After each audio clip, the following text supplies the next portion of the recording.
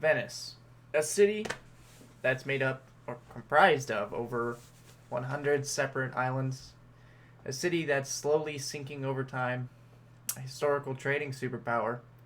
Venice is one of the most interesting cities on Earth. A city sat on the northeastern part of Italy. This is the capital of the Veneto region.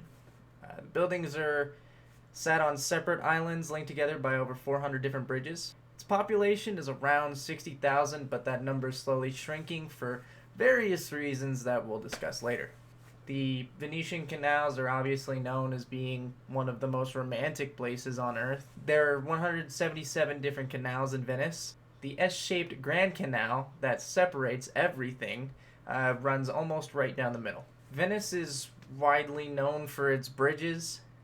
There are 417 different bridges in Venice, and 72 of those bridges are private, and only 4 of them actually cross the Grand Canal.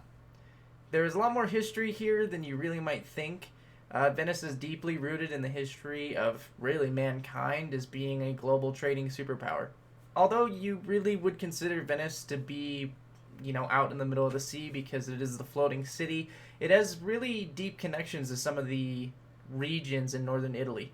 The Venetian Empire, back in around 1,000 years ago, really started expanding out into what is now a lot of northern Italy, and it has a lot of different areas that it heavily influenced, especially architecturally. Around the 15th century of mankind, the Venetian Empire actually spanned quite a distance. It spanned from the Istrian Peninsula in the east to the borders of Milan to the west, the Po River to the south, and the high northern peaks of the Alps.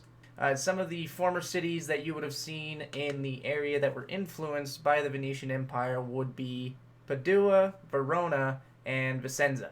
You can really see a lot of the Venetian architecture and influences of the early Venetian people around that type of area. Venice is actually its own republic for over 1,000 years. The Republic of Venice was a major trade post for a very, very long time, and that's exactly how they made a ton of different money, especially around until about the Fourth Crusade.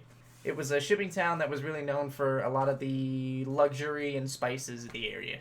Obviously, being on water, not even just proximity to water like most cities, really made it a great trading outpost, especially from inside the Mediterranean, or even going to the Byzantines, or even most parts of Asia, and then all around the rest of Europe.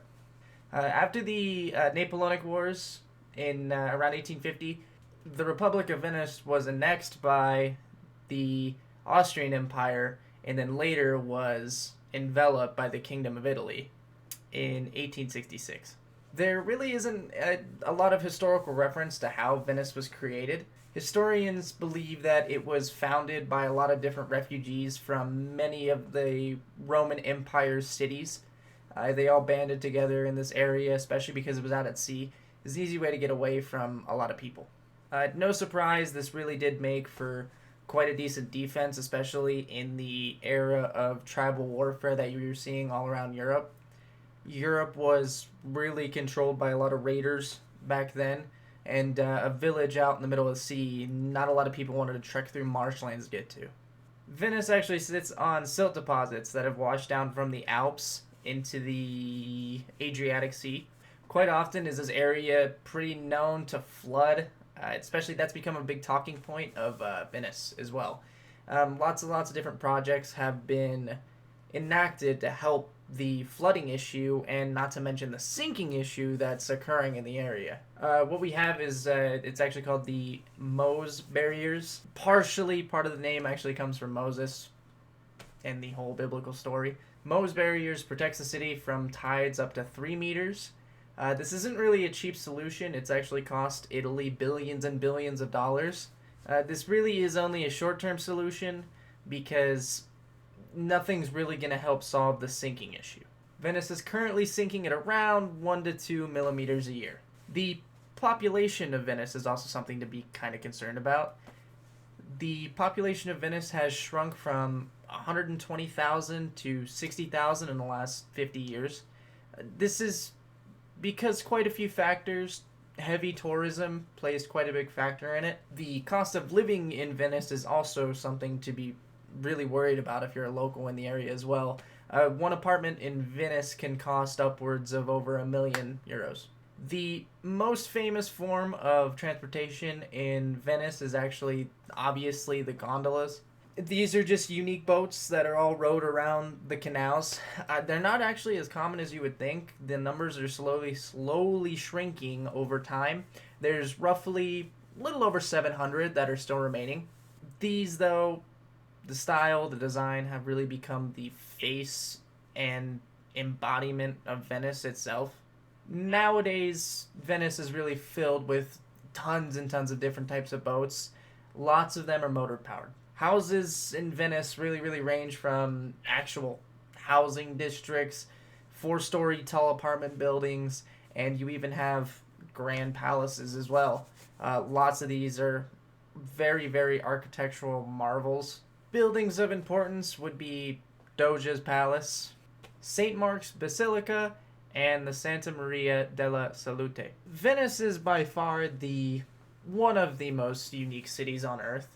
It really embodies human achievement and stubbornness. 60,000 people live on a city that's floating but slowly sinking. I don't think you can have a better analogy for humans just being stubborn than that. This is also one of the most diverse places in the world, too. As we know, the Adriatic Sea that flows into the Mediterranean. The Mediterranean is one of those beautiful places on Earth. And not only that, but then in the background you have northern Italy, which is high-rising mountains of the Alps. And not only do you have geographical wonders and things like that, you also have a rich, diverse history. Venice is not only historically interesting, it's embodied in the entirety of human history. It was a very important area, especially in terms of the expansion of Christianity in history and global trade as a whole. I would say my favorite thing about Venice is the architecture. I think architecturally it's one of the coolest places on earth. So definitely, if you could choose a city, I would recommend choosing to go to that one. Thanks for watching. If you really learned anything new, or even if this is someplace that you're just only kind of sort of interested, or you're just writing a college paper, I'm glad to help.